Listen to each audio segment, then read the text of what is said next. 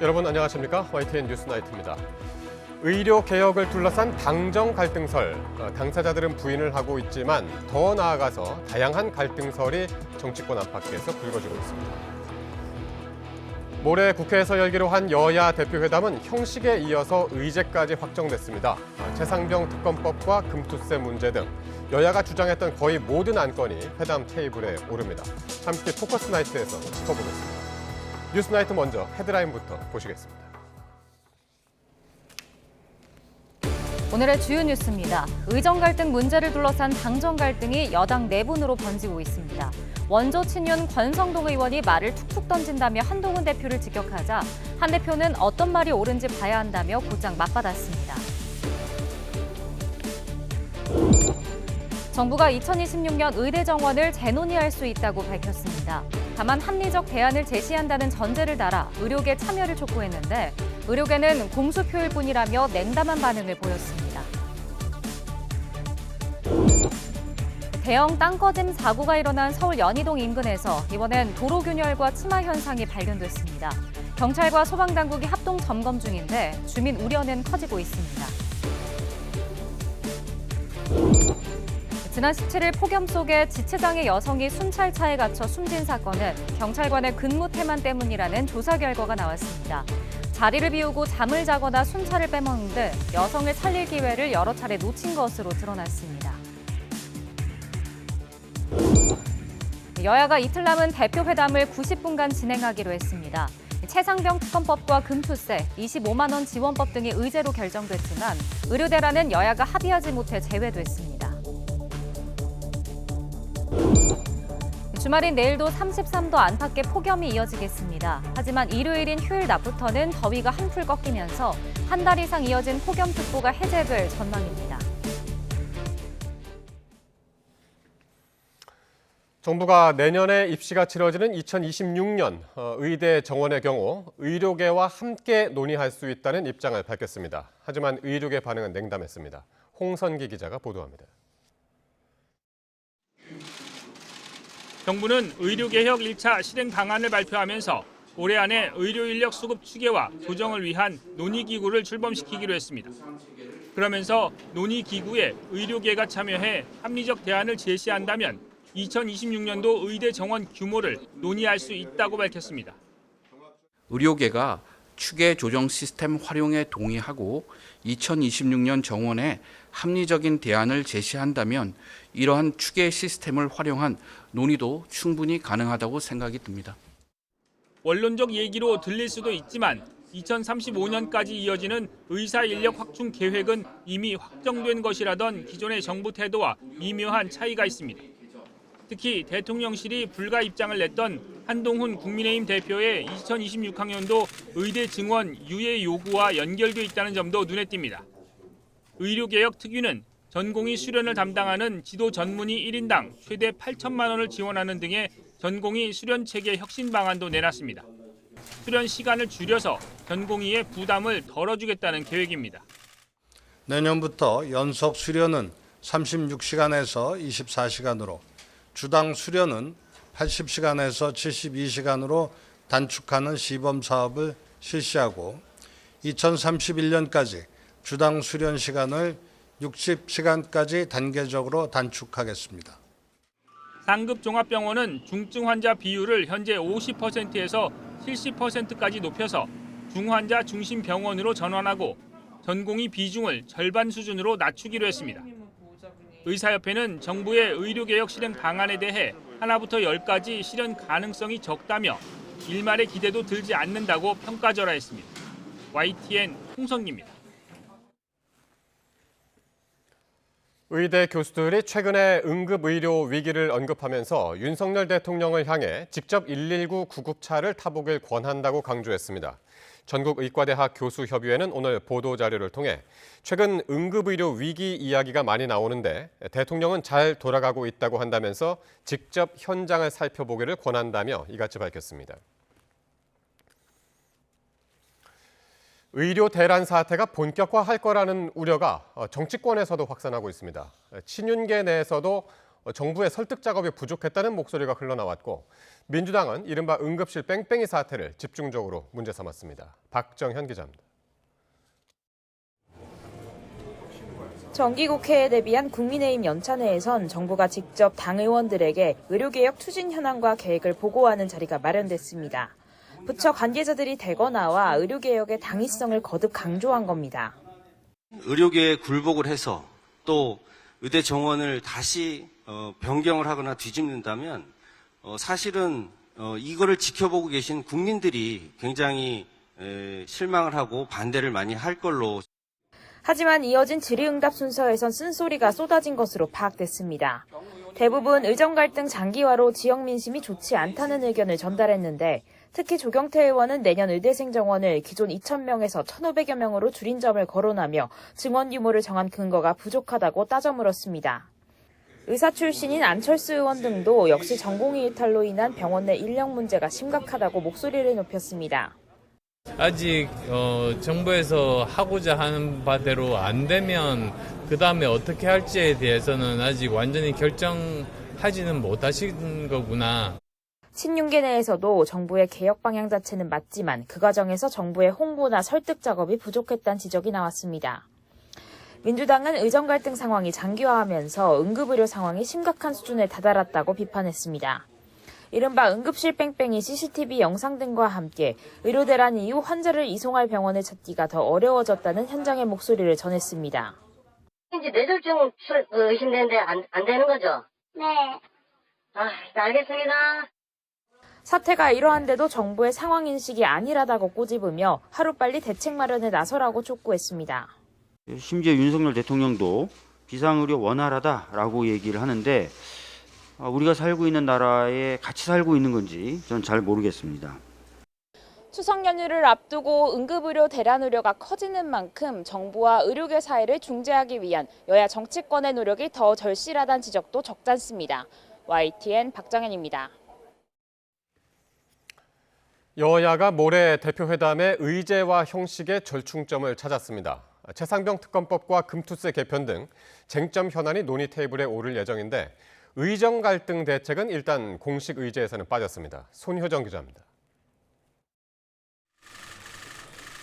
국민의힘 한동훈, 민주당 이재명 대표의 만남을 이틀 앞두고 여야가 회담 형식과 의제를 확정했습니다. 회담은 일요일 오후 2시 90여 분간 진행됩니다. 두 대표가 각각 7분 동안 공개 발언을 한 뒤 양당 정책위의장, 수석 대변인과 함께 비공개로 논의를 이어가기로 했습니다. 회담 총 시간은 90분 내외. 모두 발언 시간은 7분으로 각각 그 균형을 맞추기로 했습니다. 가장 큰 쟁점이었던 의제를 두고도 일단 큰 틀에서 합의를 이뤘습니다. 국가 발전과 민생, 정치개혁, 크게 세 분야를 다루기로 했는데 구체적으로 금융투자 소득세 등 세제 개편 문제와 최상병 특검법이 회담 테이블에 오릅니다.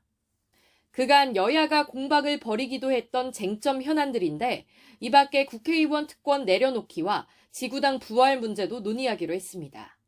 다만 의정 갈등으로 인한 의료 공백 문제는 여당의 난색으로 공식 의제에 오르지 않았습니다. 공식적인 의제로 다루는 것은 좀 피하자 이렇게 제안을 했고 그래서 합의에 이르지는 못했습니다. 저희들은 공식적인 의제로 다루자고 얘기를 했고 국회에서 다뤄야 될 법안과 예산과 관련한 문제가 아니기 때문에 이거를 공식 의제로 다루는 것은 적절치 않다고 저희가 말씀을 드렸던 겁니다. 하지만 두 대표가 주제 제한 없이 자유롭게 대화할 예정이라 비공개 자리에서 의정 갈등 문제가 언급될 가능성은 남아 있습니다. 양당은 또 회담의 후속 조치를 위한 정책 논의기구를 설치하는 방안도 검토하고 있습니다.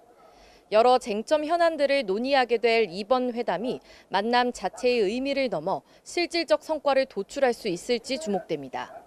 YTN 손효정입니다. 어제 서울 연희동 도로에서 땅 꺼짐 사고가 발생했는데요. 하루도 지나지 않아 같은 도로에서 균열과 침하 현상이 추가로 확인돼 관계 당국이 합동 점검에 나섰습니다. 보도에 김희영 기자입니다. 굴착기가 도로를 뜯고 흙을 퍼나릅니다. 차선 2개가 통제되면서 인근 도로는 꽉 막혔습니다.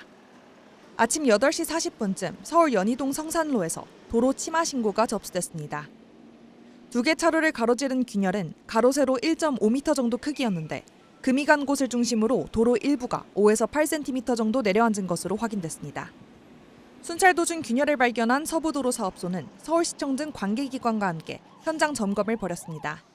서울시는 이번에 균열과 침하가 발생한 장소가 앞선 땅꺼짐 사고처럼 급격한 집안 침하 우려가 있는 곳은 아니었다고 밝혔습니다. 또 하수박스 연결부 불량으로 인해 균열이 생긴 것으로 보고 복구 조치를 완료했습니다. 하루 전 땅꺼짐 사고로 2명이 크게 다친 지점에서 불과 100m 정도 떨어진 곳에 또다시 균열이 발생해 불안감이 커졌습니다.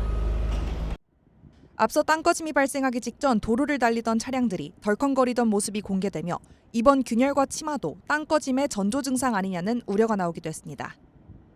서울시는 땅이 꺼진 원인을 조사하면서 인근 도로 아래 빈 공간이 있는 것으로 의심되는 한 곳을 추가 발견해 조사하고 있습니다. 5월에 저희가 기록해서는 그때는 발견 안 됐어요. 인근 빗물 펌프장 관로 공사가 한동안 중단된 것과 땅 꺼짐이 관련 있는 게 아니냐는 시각도 있습니다. 이 지역은 취약한 지질인 건 맞아요. 복잡한 지질에 맞게끔 조심해서 공사하지 못하다가 이렇게 터널이 매립됐다고 저는 봐요. 도로가 갑자기 꺼지고 잇따라 균열과 침하가 발생하면서 운전자들의 불안이 커지고 있습니다. YTN 김이영입니다. 최근 경남 하동에 있는 파출소 순찰차에서 40대 여성이 숨진 채 발견된 사건은 경찰관 근무 태만 때문이라는 조사 결과가 나왔습니다. 잠을 자고 순찰을 빼먹는 등 근무 규정을 지키지 않은 것으로 드러났습니다. 보도에 이명준 기자입니다. 경남 하동 진교파출소 순찰차에서 40대 여성 A씨가 숨진 채 발견된 건 지난 17일 오후 2시 10분쯤. 전날 새벽 2시 10분쯤 순찰차에 타 불볕더위 속에 36시간이나 갇혀 있었던 것으로 추정됩니다. A씨는 순찰차에 들어가기 전 파출소 현관문을 여러 차례 잡아당기거나 흔들었지만 안에선 아무런 반응이 없었습니다. 당시 파출소엔 경찰관 4명이 있었지만 모두 자는 등 쉬고 있었습니다. 순찰차에 들어간 A씨가 발견되기까지 직원들은 해당 순찰차를 이용한 7차례 순찰 계획도 지키지 않은 것으로 드러났습니다. A씨가 순찰차에 있던 36시간 동안 3차례 근무 교대가 이뤄졌는데 이때도 차량 앞문을 열어 계기판만 확인하는 데 그쳤습니다. 순찰차를 주정차할 땐 차량 문을 잠가야 하고 근무를 교대할 땐 차량 청결 상태 등도 점검해야 한다는 근무 규정을 따르지 않은 겁니다. A씨 목숨을 구할 기회를 한 번도 아닌 여러 번 놓친 게 아니냐는 지적이 나오는 이유입니다. 경찰은 근무 태만을 인정하며 유족과 국민에게 머리를 숙였습니다. 당시 파출소 경찰관들이 기본 근무를 규정대로 하지 않아 피해자를 조기에 발견할 수 있었음에도 그렇게 하지 못한 과오가 있었음을 확인하고 경찰은 하동경찰서장과 파출소 직원들을 인사조치했고 자세한 사건 경위를 파악하기 위해 관련자들을 상대로 감찰을 벌이고 있습니다. 또 감찰 조사 결과를 토대로 징계 절차를 밟을 계획입니다. YTN 이명준입니다. 텔레그램에서 지인의 얼굴을 합성해 성착취물을 만들 때 주로 텔레그램 봇이라는 프로그램이 사용됩니다. 원하는 인물의 사진과 함께 각종 조건을 넣으면 인공지능이 10초도 안 돼 나체 사진을 만들어내는데 정현우 기자가 직접 실험해봤습니다. 온갖 나체 합성 사진들이 올라와 있는 한 텔레그램방. 지난해까지 활발하게 활동하던 곳인데 누가 합성을 잘했는지 서로 경쟁하고 순위까지 매겼습니다. 이들은 최근 논란이 된 지인 능욕방에서도 쓰인 이른바 텔레그램 봇을 주로 활용했습니다. 텔레그램 내에서 실행되는 프로그램인데 얼굴 사진만 올리면 인공지능이 나체 이미지를 합성해줍니다. 제 사진을 텔레그램 봇에 올려서 합성 사진이 얼마나 쉽게 만들어지는지 알아보겠습니다. 봇 프로그램 링크를 타고 텔레그램 대화창에 들어가니 초반 몇 차례는 공짜로 이용할 수 있다며 사진을 보내라는 메시지가 뜹니다. 한 사람이 제대로 나온 사진을 이용하면 합성이 수월하다는 등 각종 안내사항이 나오고 기자의 얼굴 사진을 올리자 다양한 선택사항이 등장합니다. 나이대부터 체형, 의상 등을 설정할 수 있습니다. 몇 가지 선택사항을 고르고 완료 버튼을 누른 뒤 합성까지 걸린 시간은 단 8초. 몸을 훤히 드러낸 합성 사진은 마치 실제 같아 보입니다. 두 번째 역시 단 8초 만에 자연스러운 결과물을 만들어냈습니다. 텔레그램 봇 링크만 있다면 원하는 대로 손쉽게 딥페이크 성착취물을 만들 수 있는 겁니다. 이렇게 제작과 유포가 간단하다 보니 피해가 걷잡을 수 없이 커지고 있습니다. 그냥 사진 하나 올려놓은 건데 이것이 무슨 큰 죄가 되냐라고 생각할 수도 있고요. 장난하는 건데 뭐 또 이게 큰일이 벌어지겠어? 라는 그런 이제 착각에 빠질 수도 있습니다. 하지만 수사는 쉽지 않습니다. 경찰은 이런 텔레그램 봇에 대해 내사하고 있지만 텔레그램 본사가 정보를 제공하지 않다 보니 봇 프로그램 제작자나 이용자, 합성물 유포자를 확인하기가 어렵습니다. 저지르기는 쉽지만 추적은 어려운 딥페이크 범죄. 전 세계적으로 피해가 커지는 만큼 국제 공조를 강화해 적극 대응해야 한다는 요구가 커지고 있습니다. YTN 정윤우입니다. 정부가 국무조정실 주도로 딥페이크 성범죄 전담팀을 출범하고 첫 회의를 열었습니다. 부처별로 흩어져 있던 피해 현황과 대응책을 일원화하고 오는 10월까지 종합대책을 마련하기로 했습니다. 보도에 김대겸 기자입니다. 당정협의 하루 만에 정부가 딥페이크 성범죄 대응을 위한 첫 회의 자리를 마련했습니다. 국무조정실 김종문 1차장 주재로 마련된 회의에는 교육부와 법무부, 여가부, 경찰청 등 일선 고위공무원단이 자리했습니다. 정부 부처별로 대응책 마련이 너무 흩어져 있다는 여당 측 지적에 따라 범정부 대응팀을 만든 데 이어 곧바로 대책 마련을 모색하고 나선 겁니다. 이미 집중 단속에 착수한 경찰은 검찰과 함께 수사 인력과 조직을 강화하고 위장 수사도 확대해 나가겠다고 밝혔습니다. 또 가장 시급한 과제로 꼽히는 피해자 보호를 위해 부처별로 운영 중인 신고 창구를 합치고 허위 영상물 삭제와 심리 상담, 법률 지원 등도 강화해 나가기로 했다고 덧붙였습니다. 10대 청소년 피해 실태 파악에는 교육부가, 불법 영상물 확산 차단과 삭제, 탐지 기술 개발에는 과기부와 방통위 등이 힘을 합치기로 했습니다. 앞서 문제 해결 의지를 강하게 보여온 국회와도 적극적으로 협력해 나가겠다고 말했습니다. 워터마크 부착 규제로 AI 신뢰 기반을 조성하는 데 기여할 수 있을 것이며 악용하는 이용자들에 대한 처벌 강화도 개별법 차원에서 보완이 가능할 것이라고 생각합니다. 제작, 소지, 구매, 유포뿐 아니라 2차 가해와 단순 시청도 처벌할 수 있는 성폭력 처벌법 개정에 앞장서겠습니다. 정부는 오는 10월까지 전문가 등 민간 의견을 추가로 수렴한 뒤 범정부 종합대책을 내놓을 방침입니다.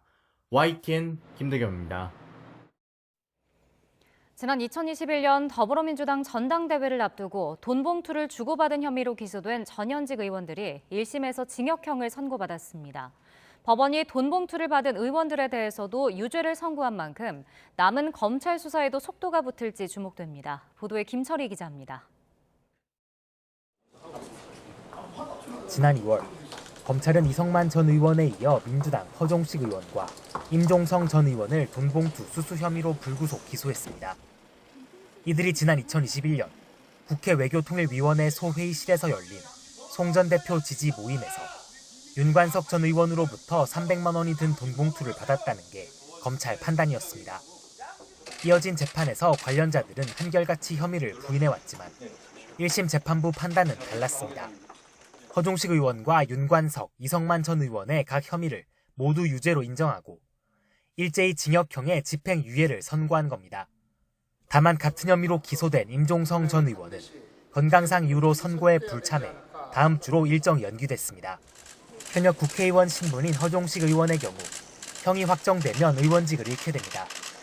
재판부는 관계자들의 일정과 이후 통화 내용 등을 종합해보면 해당 회의에서 돈봉투를 주고받은 사실이 넉넉히 인정된다고 판단했습니다.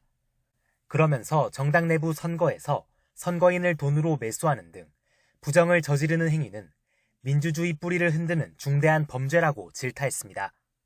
의원직 상실 위기에 놓인 허 의원은 강하게 반발하며 항소하겠다고 밝혔습니다. 이거 당연히 불복할 수밖에요. 무슨 재판부가 검사의 무슨 대변인입니까? 아니 돈봉투를 본 적도 받은 적도 들어본 적도 없었다니까요. 현재 검찰은 다른 전현직 의원 7명에 대해서도 돈봉투 수수자로 판단해 수사를 이어가고 있습니다. 법원이 돈봉투 수수자에 대해서도 유죄 판단을 내린 만큼 검찰 수사도 속도를 낼 거란 분석이 나옵니다. YTN 김철입니다. 문재인 전 대통령 전 사위의 특혜 채용 의혹을 수사하고 있는 검찰이 문 전 대통령의 딸 다혜 씨에 대한 강제 수사에 나섰습니다. 전주지검은 오늘 다혜 씨의 서울 소재 주거지 등에 대한 압수수색을 진행 중이라고 밝혔습니다. 검찰은 문 전 대통령 부부와 다혜 씨 사이의 돈거래 규모와 내역 등을 확보 중인 것으로 전해졌습니다. 또 검찰은 관련 의혹 수사를 위해 당시 민정수석이었던 조국 혁신당 대표를 소환 조사합니다. 전주지방검찰청은 내일 오전 9시 반 조국 대표를 참고인 신분으로 불러 조사할 예정입니다. 조 대표는 자신의 SNS에 조사 일정을 공개하고 이상직 전 의원도 문재인 전 대통령의 전 사위도 알지 못한다고 밝혔습니다.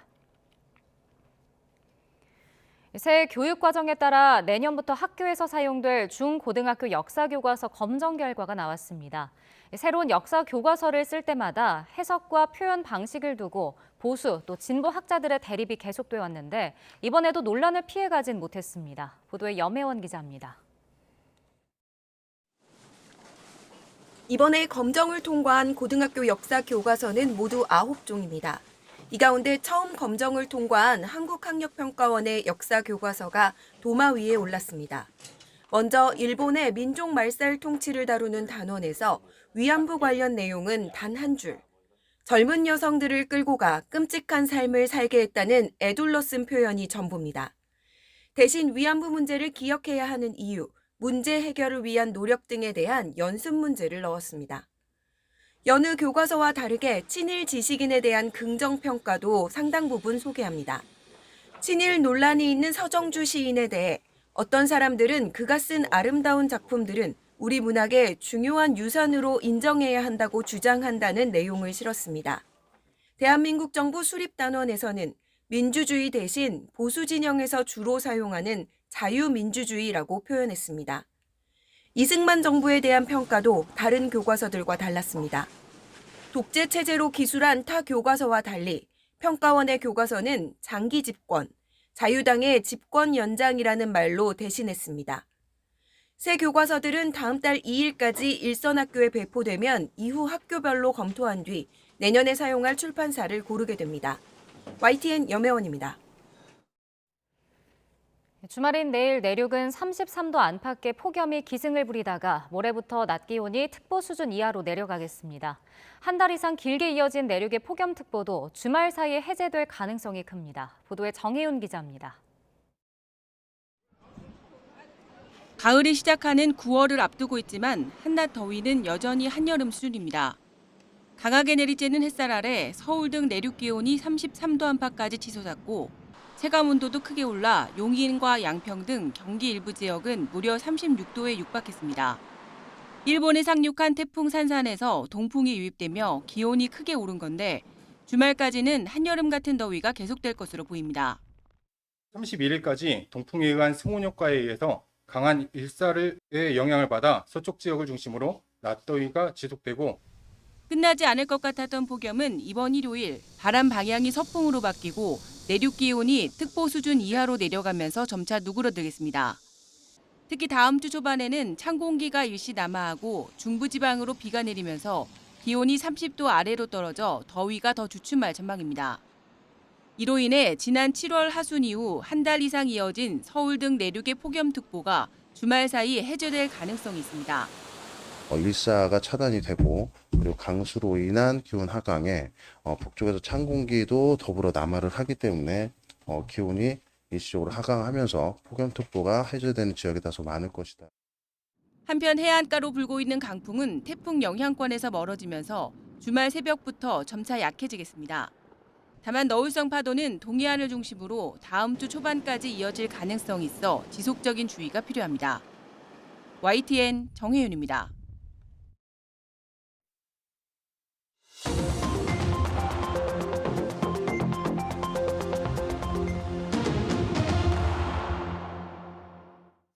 네, 정치권 관심 뉴스 짚어보는 포커스 나이트 시간입니다. 오늘은 김동원 국민의힘 청주 흥덕구 당협위원장 그리고 김형주 전 민주당 국회의원과 함께 하겠습니다. 두 분 안녕하십니까? 안녕하십니까? 안녕하세요.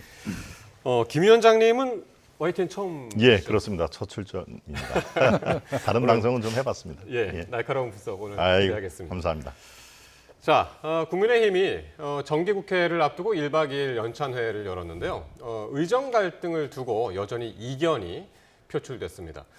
권성동 의원하고 한동훈 대표의 목소리 먼저 듣고 오겠습니다.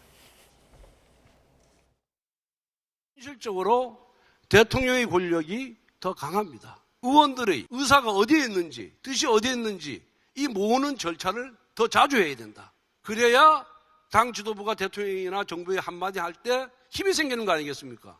우리 의원들이 이렇게 결정을 했습니다. 그러니까 이렇게 해주는 게 좋겠습니다. 이렇게 설득이 가능한 거 아니에요. 설득을 해야지 그냥 말 한마디로 툭툭 던진다고 일이 해결되지 않습니다. 윤석열 대통령이 취임 후에 연찬에 안 온 게 이번에 처음인데요. 오늘 예정됐던 만찬도 이뤄졌는데 공정 간의 감정 싸움이 됐다 이런 비판도. 저는 아무런 감정이 없습니다. 추가적으로 만나실 계획 다시 또 조율중이에요. 제가 따로 들은 바 없는데. 권성동 의원은 당내 의원들의 의견을 모으는 절차가 더 필요하다고 주장하셨는데 의원총회나 이런 쪽으로 의정 갈등 관련 얘기. 어제 오늘도 많은 논의가 있었잖아요. 그리고 의견을 내는 거잖아요. 그렇죠? 당대표가 의견을 낼 때 정책위의장이라든가 관련한 전문가들과 상의하고 그래서 의견을 전달할 수 있는 겁니다. 매번 그러면 당대표가 중요한 상황에 대해서 의견을 낼 때마다 전당원 투표를 거친다든가 의총을 거친다 그런 건 아니잖아요. 그래 오지도 않았고요. 자, 설득을 해야지 말을 툭툭 던진다고 해결되지 않는다.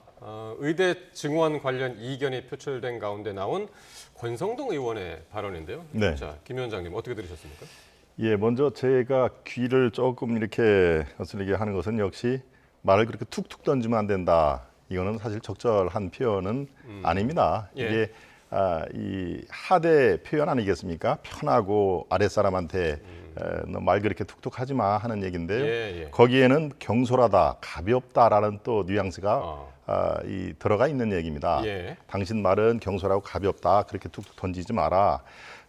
그래도 당 대표를 상대로 이렇게 얘기를 하는 거는 저는 적절치 않다고 생각하고요. 예. 또 이분이 윤핵관의 대표를 또 했기 때문에 예. 윤핵관 티를 내는 거다. 스스로 친윤 자임을 하는 핵심이죠. 거다. 권성동 친윤. 의원. 예. 그런 것들을 저는 그런 그 느낌을 받았습니다. 그럼 윤 대통령의 의중이 들어갔다고 보십니까? 어떻게 글쎄요, 보세요? 저런 얘기를 뭐 대통령하고 상의를 하지는 않았겠죠. 상의를 해서 이런 연찬회 때 내가 이렇게 분위기를 잡겠습니다라고 상의를 하지는 않았습니다만 말씀드렸다시피 저분이 윤핵관 1세대라고 또 친윤의 맏형격입니다. 예. 또 강릉 친구 아니겠습니까? 그랬죠. 예, 그런데 제가 기자 출신입니다만은 이렇게 의총이나 또 연찬회 같은 걸 하면은 이렇게 분위기 잡는 전략이 있습니다. 이런 말을 누가 하고 그 또 두 번째 누가 받쳐주고 상대방에서 반격을 하면 누가 카바를 하고 하는 게 예민한 주제가 있을수록 이런 이제 전략이 상대적으로 많은데요. 아마 첫 번째 주자로 분위기를 전체적으로 휘어잡는 역할을 한 게 아닌가 저는 그렇게 생각을 합니다. 그렇군요. 자, 그런 면들은 또 이제 몰랐는데 새롭게 이제 알려주셨고요. 자, 김 의원님, 그러니까 지금 일단 이런 지적에 대해서 한동훈 대표가 그럼 의견 낼 때마다 매번 의총은 할 수 없지 않느냐 이렇게 이제 답변을 했거든요. 네. 아마 원내에 있지 않은 게 굉장히 한동훈 대표로서도 굉장히 답답함을 느꼈을 겁니다. 예. 사실은 원내가 아닌 당대표 입장에서 그리고 대통령과의 관계에서 의정 갈등의 문제가 있었을 때 좀 입장의 차이, 뭐 입장의 차이라기보다는 대통령실은 어쨌든 담대한 비전 중심으로 가겠다는 것이고 예. 한동훈 대표 입장에서는 어쨌든 현실적으로 민생적으로 또 의료 대상자인 국민이 굉장히 고통을 받고 있는 현실을 좀 더 직시해달라 이제 그런 요구인데 그런 부분에 대해서 권성동 의원이 사실은 이 당 대표를 중심으로 힘을 모아서 조금 더 대통령실이 민생과 가깝도록 좀 도와주는 역할을 해야 되는데 오히려 대통령실의 어떤 완강한 태도에 힘을 더 보태는 그런 부분이라서 실제로 앞으로 그냥 추석 때 그럼 국회의원들 우리 당협위원장님도 계십니다만 뭘 가지고 지역 구민들하고 만날 것이냐 상당히 그 당으로서는 굉장히 난처한 입장에 빠져 있다. 저는 그렇게 생각이 듭니다. 그렇군요. 윤 대통령이 어제 이제 국정 브리핑하고 기자회견까지 이제 했었는데 말이죠. 여기서 뭐 의료 개혁에 대한 의지를 상당히 이제 강하게 그렇습니다. 다시 한번 이제 천명을 했고. 네. 그런데 한 대표는 의료 개혁 관련해서 대안이 필요하다는 입장을 계속해서 이제 유지를 하고 있거든요. 예. 요거는 어떻게 보시나요? 예, 실제로 지역에서 이 주민들을 유권자들을 만나 보면은 처음에는 의사 수를 늘린다 하는 것은 그럼 의사가 많으면 더 병원 가기가 쉽겠다라고 해서 실제로 그게 여론조사에서 긍정적으로 작용을 했죠. 그런데 이게 6개월, 7개월 이렇게 시간이 지나다 보니까 피로감이라고 표현을 요새 합니다마는 더 시니컬하게 얘기하는 분은 이거 이 정부 위기관리 능력이 하나도 없다. 또는 갈등관리 이런 거에 대해서는 아주 젬병이구나라는 것을 6개월, 7개월 동안에 너무 지리하게 이게 이어지는 거니까 상당히 이번에 이제 여론조사에서도 그게 이따가 나오겠습니다마는 많은 분들이 사실 마음을 이렇게 돌린 게 피부로 느껴집니다. 주민들을 접해보면 그런 게 알기 때문에 당과 이 용산 정부는 이 다루는 게 달라야 됩니다. 이미 선거를 치러야 될 당은요. 물건을 팔려면은 이제 직접 소비자와 하는 그 소매업이 돼야 되는 거고요. 이거는 뭐 여의도에서 많이 쓰는 표현입니다만은 이 정부와 용산 대통령실은 물건을 생산하고 도매까지만 하는 거지요.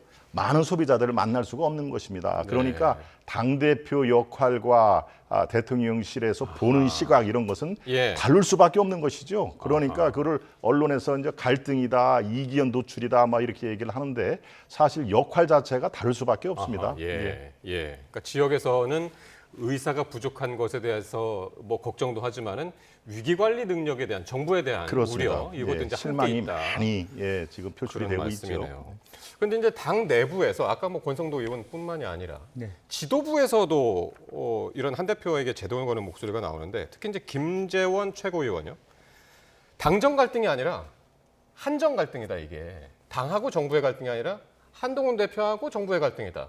이렇게 이야기를 하거든요. 이건 어떻게 보시나요? 사실 그런 부분에 대해서 한동훈 대표도 조금 더 신경을 써야 될 필요가 있습니다. 예를 들어서 이번에 이제 워크숍에 정부에서 사람이 왔지 않습니까? 사회수석도 오고 복지부 장관이 왔을 때 하필 그 시간대에 거기 있지 않고 뭐 다른 비공개 일정이 있다고 얘기했는데 당 대표가 그 정도 중요한 의제 같으면 비공개 일정을 따로 만든다는 것 자체가 사실은 말이 안 된다고 보고 굉장히 중요한 참석을 했습니다. 그래서 의도적으로라도 그 자리를 지켰어야 된다. 그러니까 한편으로 보면 실제로 불가피하게 자리를 이수겠지만 보기에 따라서는 듣기 싫은 얘기는 안 듣겠다. 대통령실 사람 나는 반대한다. 이렇게 익힐 수 있는 그런 뜻도 아님에도 불구하고 오해를 스스로 불러사는 부분은 한정 갈등이다. 그러니까 대통령실과 한동훈 대표와의 개인적인 감정 싸움이다. 당 전체가 갈등하는 거 아니다. 이렇게 비꼴 수 있는 여지를 주는 거다. 그런 의미에서 저는 그렇게 예를 들면 국민들을 생각하고 대통령실과 의견을 낼 정도의 중요한 의제라면 실제로 비공개 일정을 저는 가져서는 안 된다고 저는 오히려 생각해요. 그러니까 비공개 일정이 있더라도 취소하고 그 설명회에 보고회에 참석을 했어야 된다는 김 의원님의 의견을 어떻게 보시나요? 지금 말씀에 저는 뭐 충분히 공감을 합니다. 그리고 이론적으로 당연히 맞는 상황인데 저도 궁금해서 이제 조금 그 취재를 해봤습니다.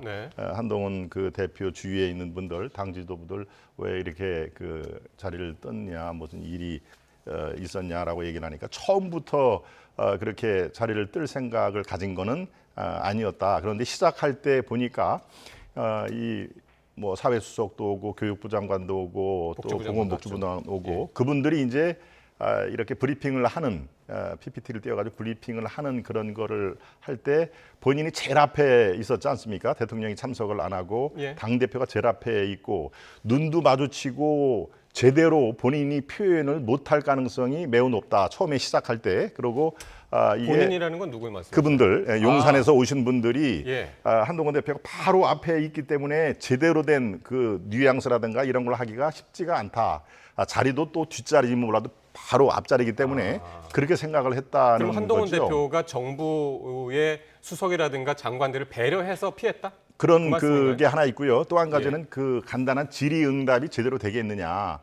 원활한 질의응답, 또 비판할 수 있는 사람들은 비판해야 될 텐데 자리를 계속 고수를 하면은 분위기가 이렇게 쉽게 되지 않겠다라고 판단을 했다는 것이죠.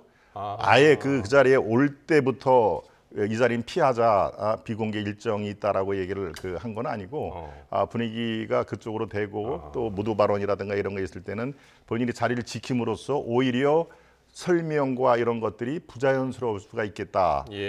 보건복지부 장관도 자꾸 한동훈 그 대표를 의식을 하게 될 테고 말도 조금 이제 다른 그 뭐 순화를 할 테고 그렇게 해서 이제 떴다는 게 지금 현재로서의 정설입니다. 뭐 그 개인적인 비공개 일정 보다는 어쨌든 일부러 자리를 좀 피했다. 그렇게 그렇죠. 지금 원활한 거네요. 회의 진행을 위해서 1시간 반 이 함재봉 교수의 특강할 때 다시 이제 돌아와서 스킨십을 이어갔다고 하는데 그런 면이 있었다라는 지금 우리 의원님 말씀에 제가 적극적으로 취재력을 발휘하셨네요. 공감을 하면서도 그런 문제가 있었다라는 것을 증언을 해 주는 사람이 있었습니다. 그렇군요. 네.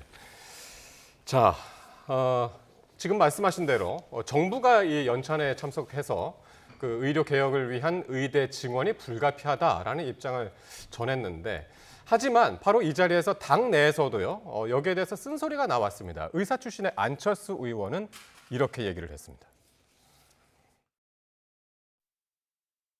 이게 만약에 잘못되면 정부 계획대로 안 되면 플랜 B는 도대체 어떤 것들이 있는가? 제 느낌만 말씀드리면 아직 정부에서 하고자 하는 바대로 안 되면 그 다음에 어떻게 할지에 대해서는 아직 완전히 결정하지는 못하신 거구나, 이런 생각들을 했습니다. 핵심은 학생들이 다시 돌아오고 전공의들이 돌아와가지고 정상적인 체계를 갖추는 거거든요. 그러니까 의료개혁의 필요성은 공감하지만 정부 계획대로 안 될 경우 대책이 뭐냐. 학생들 전공의들이 다시 안 돌아오면 어쩔 거냐. 대책이 없는 것 아니냐. 그러니까 정부 정책이 아직 완성된 것이 아니지 않느냐. 이제 그런 이야기 같습니다. 그렇습니다. 실제로 보면 이제 그야말로 이제 대통령의 그 계획이 전혀 무산된 것이 아니거든요. 그러니까 2025년것만 하더라도 1,500명 수준의 정원이 확보된 상태였기 때문에 그것마저도 이런 상태 같으면 사실은 또 바로 2026년까지 진행됐을 때 그만큼의 준비가 돼 있느냐라는 거고요.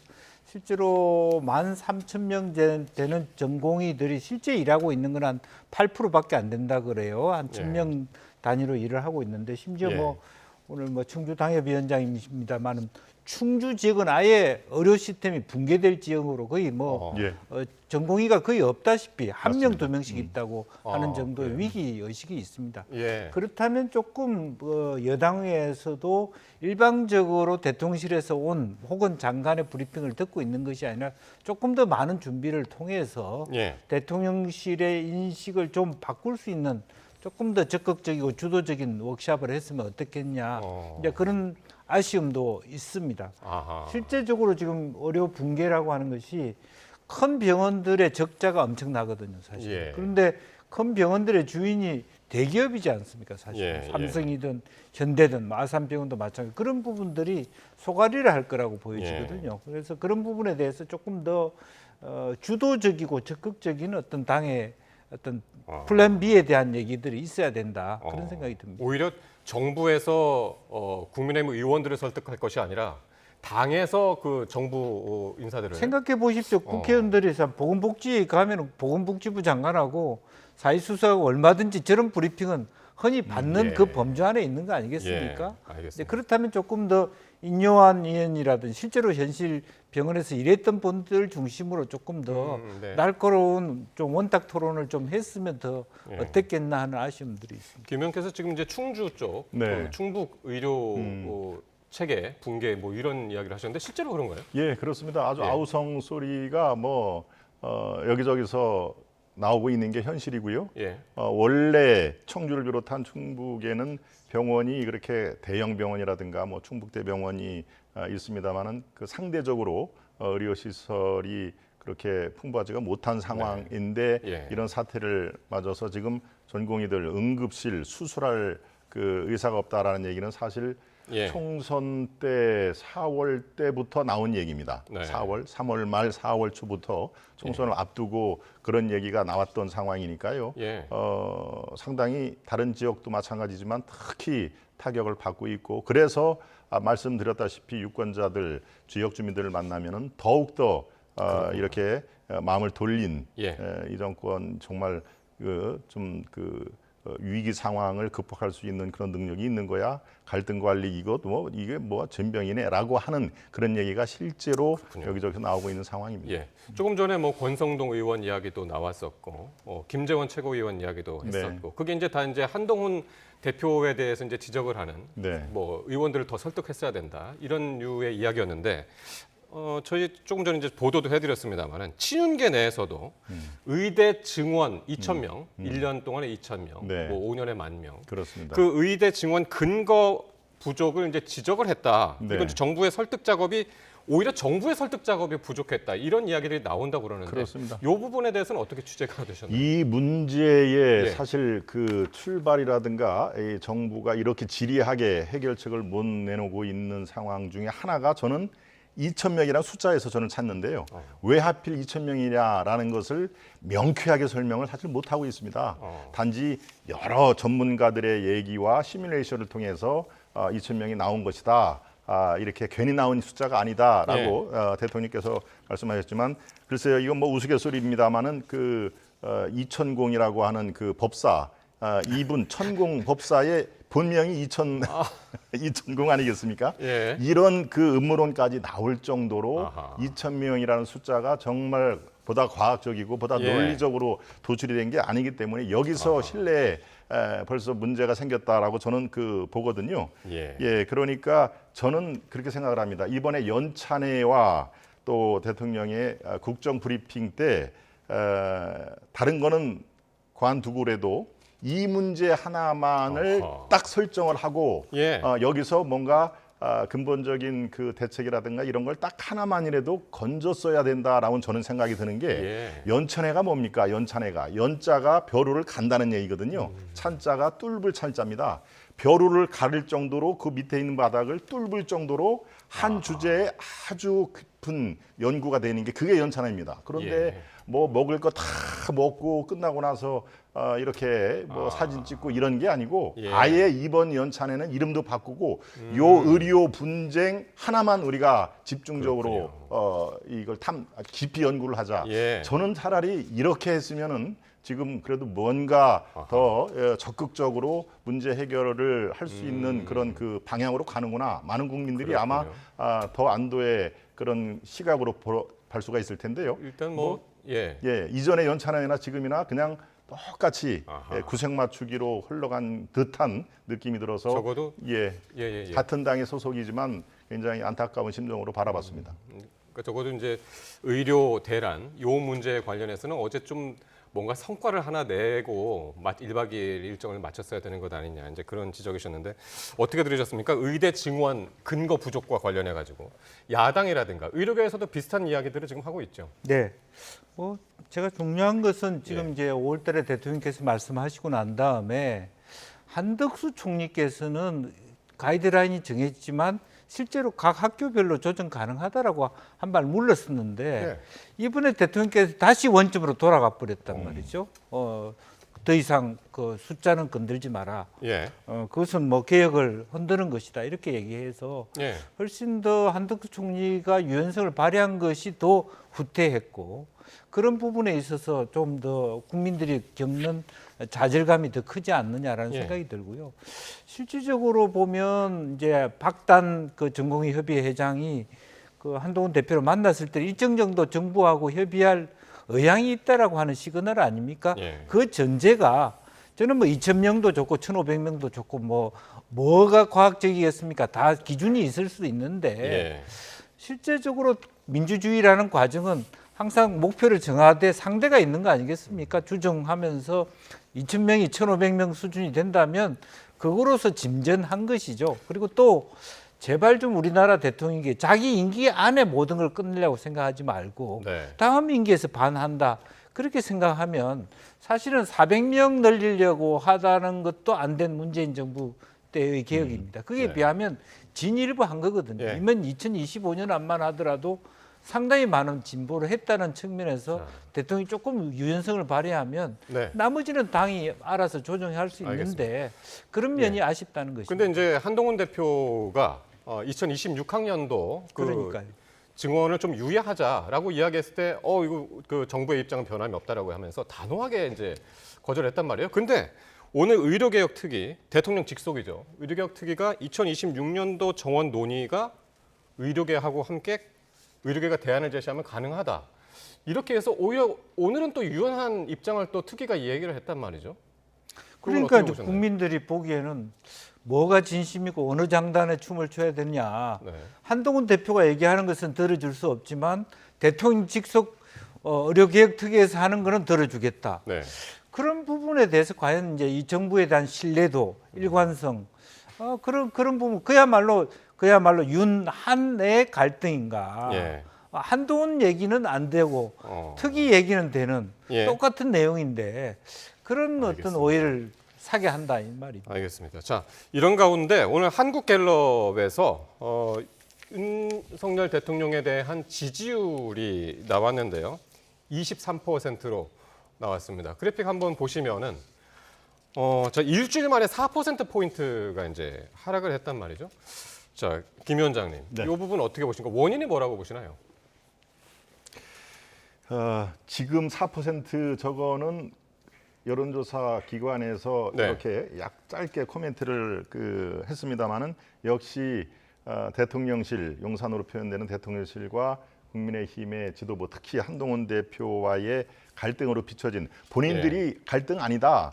갈등 자체가 뭐 사치스러운 것이다 이렇게 얘기를 해도 국민들 눈에 갈등으로 보이는 겁니다. 이거는 그 두 분의 어떤 그다음에 또 실제로 어떤 그 액션을 취하는 거면서 이거는 뭐 갈등이 아니라 파열음이다라고 국민들 눈에 비치는 건 어떡합니까? 그러니까 이걸 그대로 이걸 갈등으로 보는구나라고 거기서부터 이게 시작이 돼야 되는데 이게 4%가 작지 않은 숫자입니다. 최근에 일주일 사이에 한국갤럽은 매주 금요일 날 발표를 합니다만은 실제로 한동훈 그 대표의 이 대통령실에 맞서는 듯한 그런 것들이 굉장히 불안하게 생각을 하는 것이죠.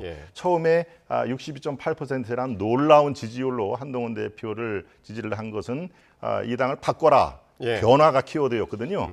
그런데 한편으로 우려한 것이 그렇다면 용산하고 이거 자꾸 다투는 거 아니냐라고 하는 그 우려감이 그대로 현실화가 됐다. 그래서 4%라는 이 수직 하락이 일어난 걸로 봅니다. 한국갤럽에서 이제 더 구체적으로 이제 분석하기를 부정적인 의견을 이야기한 그 답변자들의 의대 정원 확대가 8%로 그렇습니다. 2등으로였죠. 요게 이제 그 6% 포인트가 올라갔더라고요. 그렇습니다.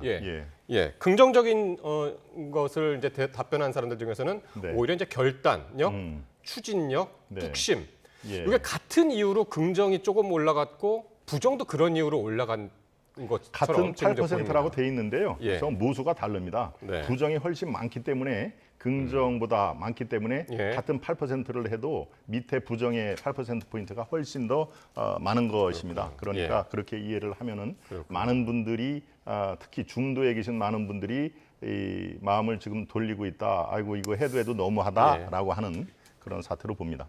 김 의원님 어떻게 보셨습니까? 윤 대통령 지지율이 4월 총선 이후 한 번도 30%를 넘지를 못하네요. 네, 한때 대통령께서 국민의 뜻이 최고로 받들겠다라고 말씀을 하신 적이 있었는데 지금 이제 이런 뭐 대통령이 결단을 할수록 지지율이 떨어지는 기현상이 생겼습니다.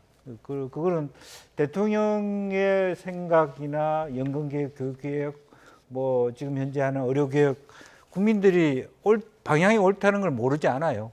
그러나 방법에 있어 오늘도 얘기했지만 소통 미흡이라든지 실제적으로 당과의 말하자면 커뮤니케이션도 안 되는 상태 그리고 실제 현재 대통령께서 기자 답변에도 의료실 가보십시오. 응급실 아무 문제 없이 잘 돌아갑니다.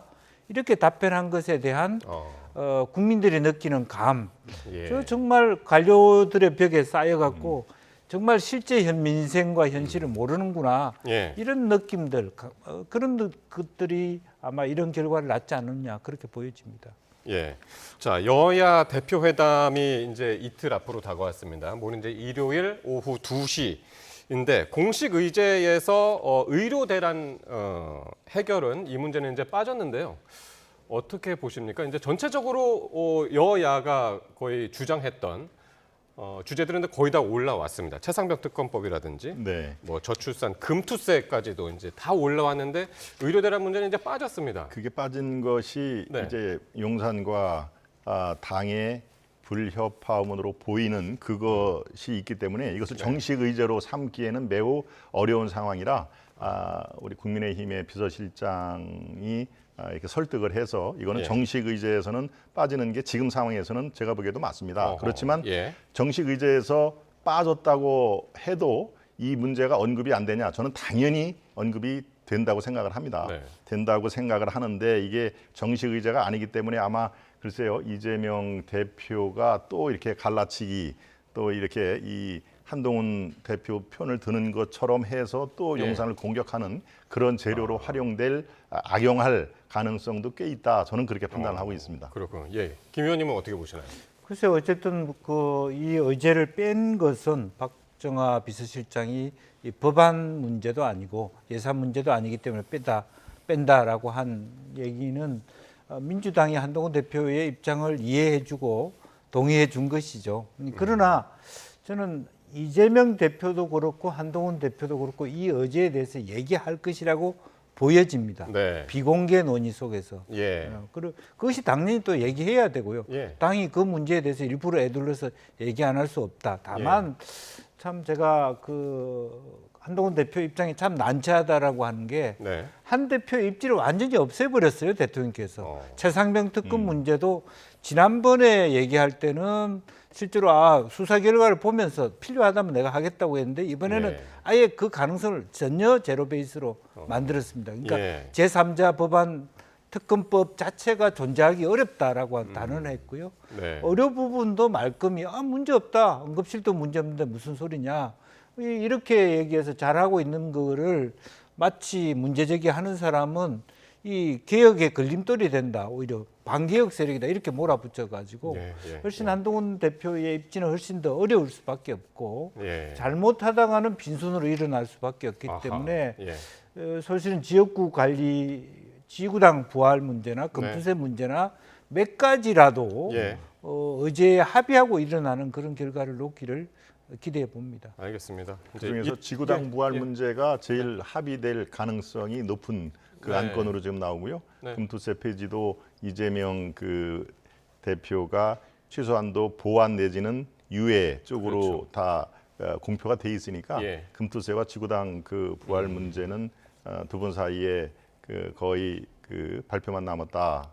뭐 이번에 알겠습니다. 꼭 일요일 날 발표를 안 하더라도 작은 디테일 문제는 실무선에서 맡기고 그 추후에 공동으로 발표합시다라고 될 가능성을 저는 높게 봅니다. 두 분 공통적으로 이제 민생하고 정치 개혁 문제에 있어서는 이제 좀 어느 정도 이제 의견을 좁힐 수 있겠지만 최상병 특검법, 의료 개혁 문제 이건 또 어떻게 논의가 되는지 지켜보도록 하겠습니다.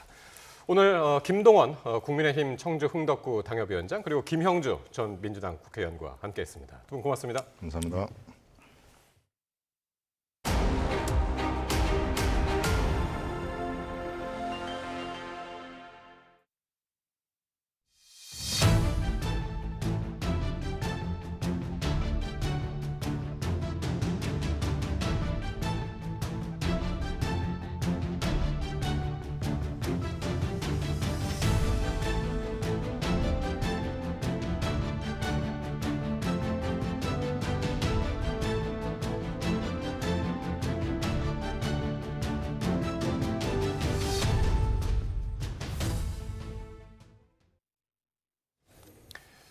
네, 검찰이 특혜 채용 의혹을 받는 문재인 전 대통령 전 사위 서모 씨에 대한 강제 수사에 나섰습니다. 딸 다혜 씨의 서울 소재 주거지 등의 압수수색을 진행하고 있습니다. 자, 취재기자 연결해서 자세히 알아보겠습니다. 박기환 기자. 네, 박기환입니다. 네, 자세한 소식 전해주시죠. 네, 전주지방검찰청이 문재인 전 대통령의 딸 다혜 씨의 서울 소재 주거지를 압수수색하고 있다고 밝혔습니다.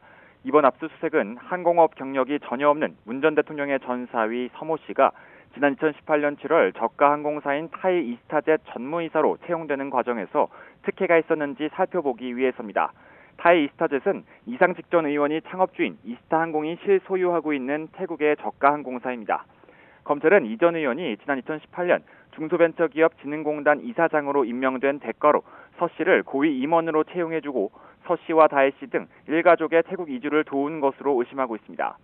또 문 전 대통령 부부가 다혜 씨에게 생활비를 주다가 전사위 서모 씨가 타이 이스타젯에 채용된 뒤 지원을 중단했다면 서 씨가 회사에서 받은 보수와 주거비 등은 뇌물로 볼 수 있다는 게 검찰의 판단입니다.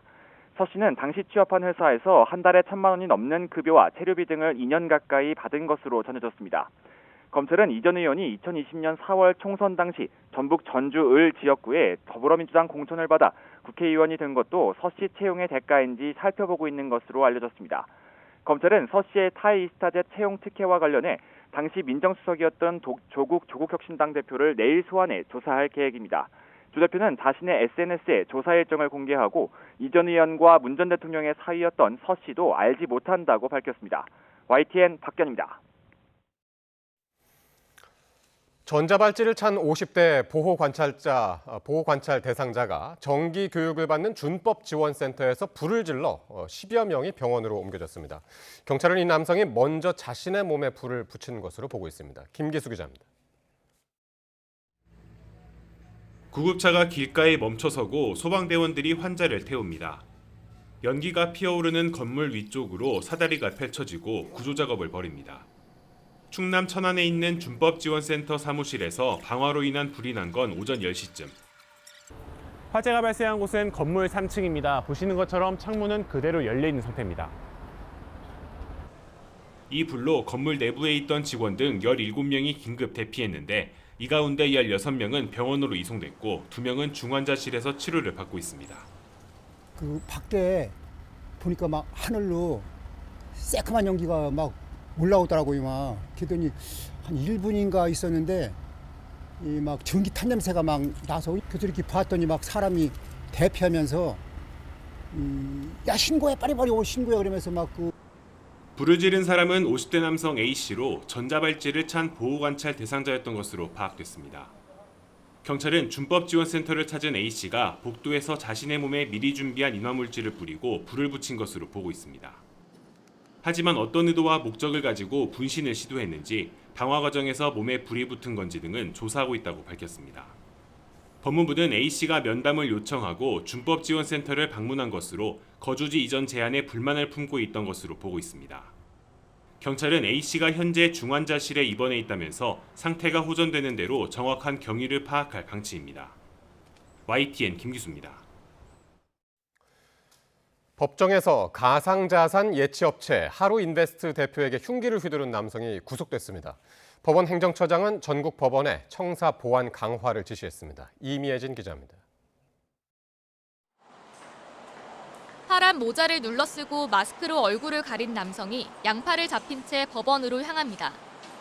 대납 법정 안에서 흉기를 휘두른 50대 남성 A씨입니다.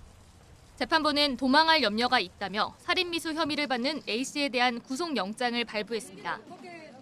A씨는 신문에 앞서 범행 이유와 흉기 반입 경위를 묻는 취재진 질문에 아무 답도 하지 않았습니다. 코인 손해본 게 억울해서 범행하신 건가요? 피해 금액 얼마나 되나요? 피해자에게 하실 말씀 없으십니까? 그때부터 범행 계획하신 어떻게 단입하신 거죠? 경찰 조사에서 A씨는 코인 출금 중단 피해에 불만을 품어 범행했다고 말한 것으로 파악됐습니다. 피해가 회복될 줄 알고 기다렸다가 가망이 없어 보이자 앙심을 품었다는 겁니다.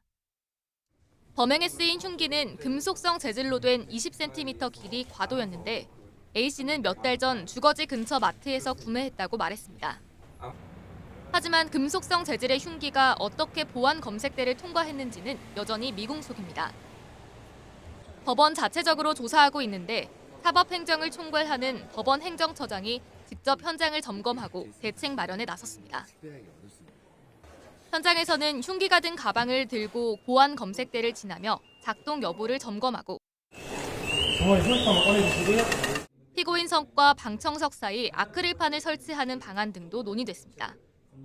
법정이 안전하다고 해서 안전한 사회가 되는 것은 아니겠지만 법정마저 안전하지 못한 사회는 결코 안전 사회가 아니라고 생각합니다. 그런 면에서 법원 행정 책임진 입장에서 무거운 책임감을 느끼고 많은 조치를 강구해 보겠습니다. 법원 행정처는 사건 경위를 모두 파악한 뒤 서울 남부지방법원 관계자를 대상으로 감사를 진행할지 검토할 예정입니다. 또 전국 법원에 보안 요원의 장비 착용과 교육 등 법정과 청사 보안 강화를 지시했습니다. YTN 임혜진입니다. 대표직 해임을 계기로 민희진 전 어도어 대표와 하이브 사이 또다시 갈등에 불이 붙고 있습니다.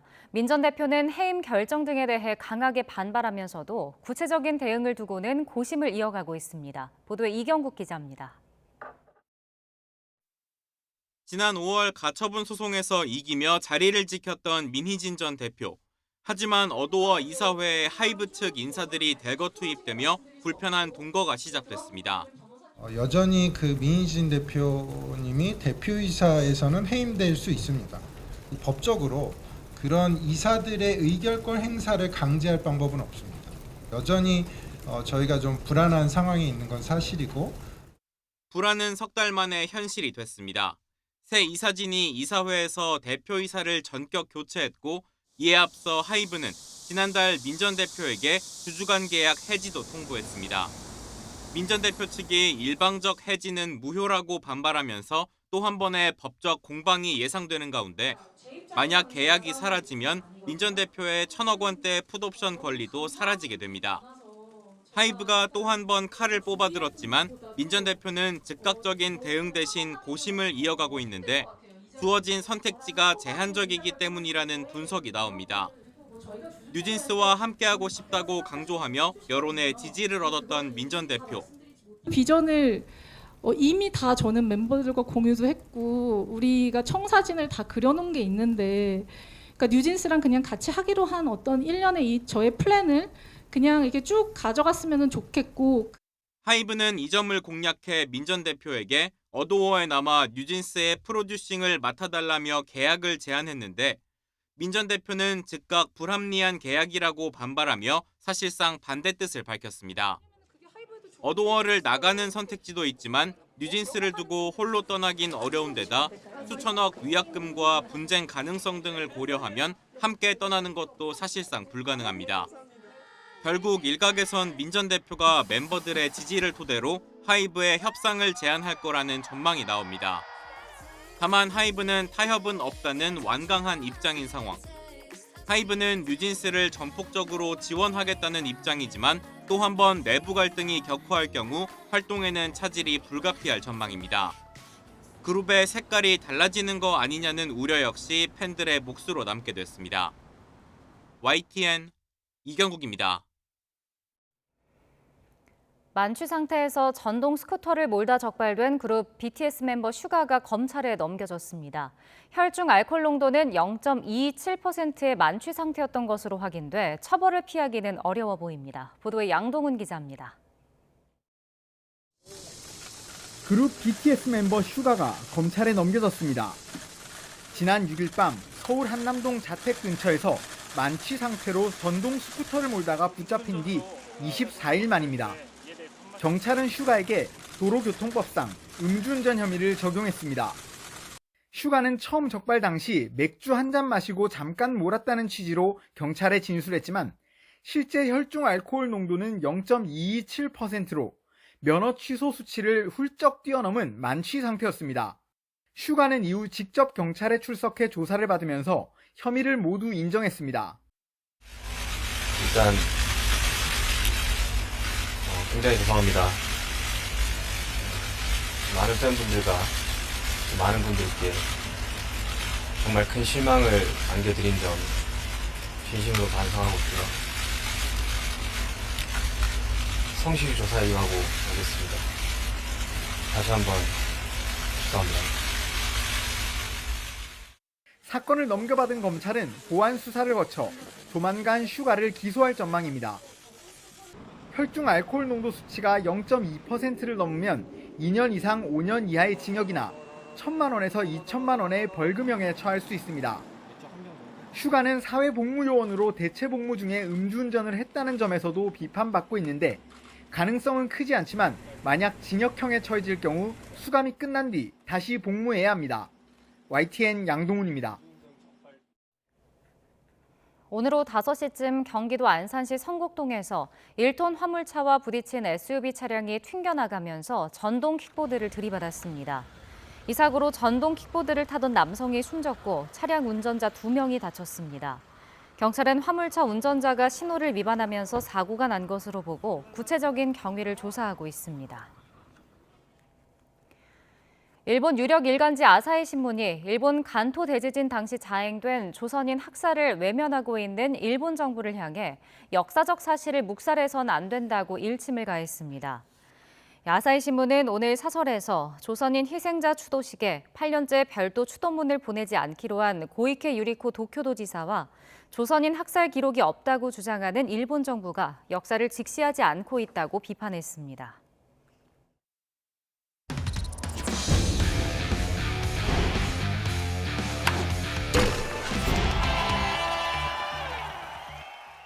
후배 성추행 등의 혐의를 받는 피겨 간판 이혜인 선수가 재심에서도 3년 자격정지 중징계를 받았습니다. 19살 나이에 사실상 은퇴기로에 선 건데 이혜인 측은 소송을 제기할 계획입니다. 보도에 조은지 기자입니다. 지난 5월 이탈리아 전지훈련 기간 음주와 성추행이 있었다며 빙상연맹은 국가대표 피겨 선수에게 자격정지 3년 중징계를 내렸습니다. 선수 인생이 끝날 위기 속에 이혜인은 이름과 얼굴을 드러내고 YTN과 인터뷰에 나섰습니다. 성추행이 아니라 비밀 연인 사이의 애정 표현이었다며 다정한 메시지까지 보여주며 괴로움을 토로했습니다. 그게 사귀던 사이에 있었던 일인데 그 일을 성추행이라고 보도하는 기사를 보고 좀 마음이 많이 아프고 성적 가해 행위나 성추행은 전혀 없었고 사실이 아니라고 말씀드리고 싶어요. 동시에 상급기관인 대한체육회에 재심을 신청했고 2달 만에 스포츠공정위원회가 열렸습니다. 이혜인은 미성년자 성추행범으로 낙인 찍혔다, 누명을 벗고 싶다면서 그저 한 사람으로서 사실을 밝히고 싶은 마음뿐이라고 호소했습니다. 하지만 공정위는 갑론을박, 치열한 경론을 벌인 끝에 감경 사유가 없다면서 재심의 신청을 기각했습니다. 후배 선수의 나이와 재반 상황을 고려해 빙상연맹 징계가 적절하다고 본 겁니다. 문화체육관광부의 전방위 감사를 받는 체육회가 자칫 자정능력 상실이나 제 식구 감싸기로 질타받을까 봐 엄격한 잣대를 적용했다는 평가도 나왔습니다. 피겨 여왕 김연아 이후 10년 만에 세계선수권 시상대에 올랐던 이혜인은 이로써 19살 나이에 은퇴 기로에 섰습니다.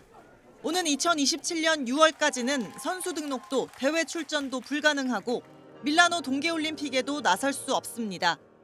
이혜인은 징계 효력정지 가처분과 징계 무효 확인 본안 소송 등을 통해 법적 구제에 나선다는 계획입니다. YTN 조은지입니다.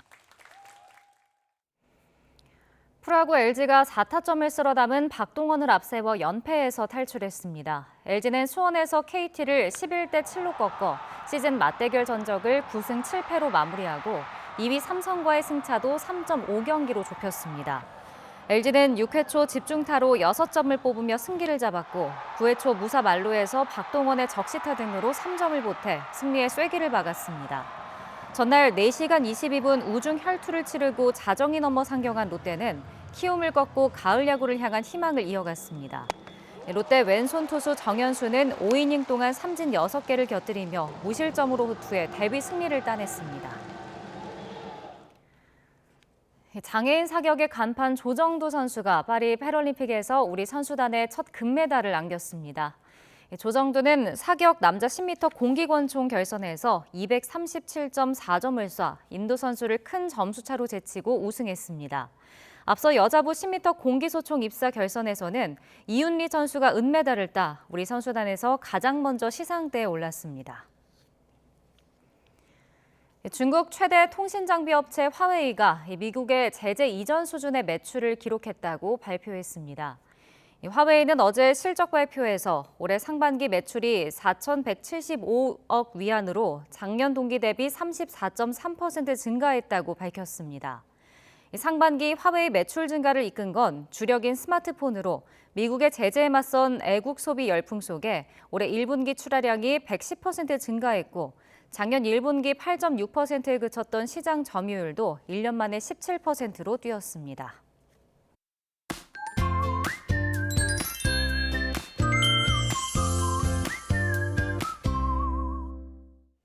어느덧 8월의 끝자락에 성큼 다가왔습니다. 하지만 내일도 더위의 기세는 여전하겠는데요.